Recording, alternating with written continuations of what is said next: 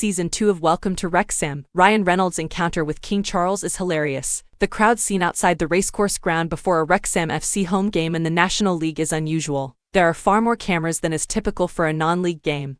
But the fans are also different. As the documentary Welcome to Wrexham returns to Disney Plus for Season 2, we see fans from the United States, Portugal, Australia, and Thailand wearing red and white replica shirts. Wrexham FC had no such international following before 2020, when it was, bewilderingly, bought by Hollywood stars Ryan Reynolds and Rob McElhenney. Investing an initial £2 the Friends promised to do two things: revamp the ailing Wrexham FC, perhaps even turn it into a Premier League club, and make a documentary about the journey. If it is not clear whether Welcome to Wrexham is a TV show about a football club, or whether Wrexham FC is a football club that provides material for a TV show, it is certainly a break from streaming TV's many other behind-the-scenes football documentaries, most of which are shimmering corporate success stories, like the other one that isn't, Netflix's Sunderland Till I Die, which captures the club suffering consecutive relegations. Welcome to Wrexham is acutely sensitive to how important a football club can be to a city. When the local economy is dead and everyone is struggling, footy can give a community a meeting place, a shared purpose, maybe even a job.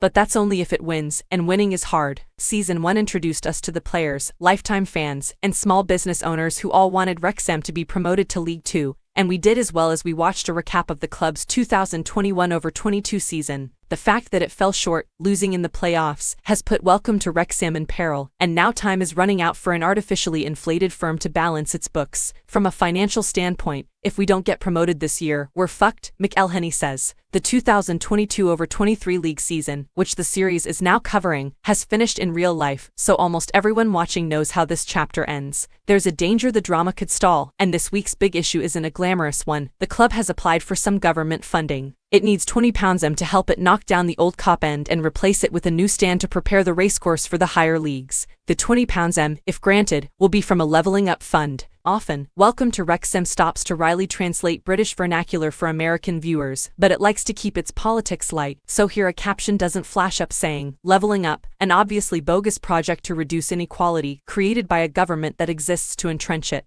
One of Reynolds and McElhenney's British advisors does, however, react to the application's eventual rejection by speculating that the government might have written Wrexham off at the next election. In the meantime, the old cop is so knackered it is demolished anyway, but its fall isn't allowed to pass without a stirring tribute, featuring gorgeous archive footage of a goal being scored in front of teeming terraces, and a short but emotional interview with an ex-player who got a goal himself and heard the roar. These days, Wrexham FC has more complex aims than just scoring goals, so you fear for manager Phil Parkinson if he can't keep getting promoted. One mid-table finish and he could be out, not for lack of footballing news but because he's not established an entertaining TV persona. The show tries to help him out with its Phil's enthusiasm counter. It ticks up every time Parkinson says fuck during a team talk, but the gaffer's reliance on dour cliché leaves a hole in the show's center. He's all ball and no show, as is a segment that looks in detail at goalkeeper Rob Lainton's wrist injury. You can almost hear fast-forward icons being tapped from Bangkok to Brisbane. Reynolds and McElhenney, who have saved the club financially, may always bring their star power to the show. They now have assistance in this regard, as King Charles III visits the stadium in the premiere episode.